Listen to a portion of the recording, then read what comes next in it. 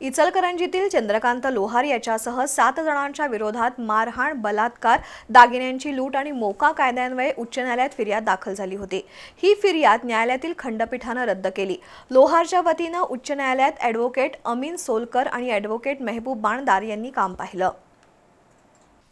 इचलकरंजीतील चंद्रकांत लोहार यानं जबरदस्तीने शारीरिक संबंध ठेवले, गर्भपात केला, तसंच साथीदारांच्या मदतीने दागिने काढून घेतल्याप्रकरणी एका महिलेनं 25 जून 2018 ला पोलीस ठाण्यात तक्रार दिली होती। त्यानुसार लोहार याच्यासह 7 जणांच्या विरोधात बलात्कार, गर्भपात, मारहाण, लूटमार प्रकरणी गुन्हा दाखल झाला होता। दरम्यान लोहार यानं उच्च न्यायालयात धाव घेऊन त्या महिलेची फिर्याद रद्द करण्यासाठी याचिका दाखल केली होती। दरम्यानच्या काळात पोलिसांनी संशयितांना अटक करून मोका कायद्यान्वये कारवाई केली। त्यानंतर ॲडव्होकेट मेहबूब बाणदार यांनी संशयितांना मोका न्यायालयात जामीन मिळावा म्हणून अर्ज दाखल केला होता। त्यावर सुनावणी घेऊन त्यांना जामीन मिळाला। तसंच उच्च न्यायालयात प्रलंबित महिलेची फिर्याद रद्द करण्याच्या याचिकेवरही सुनावणी झाली।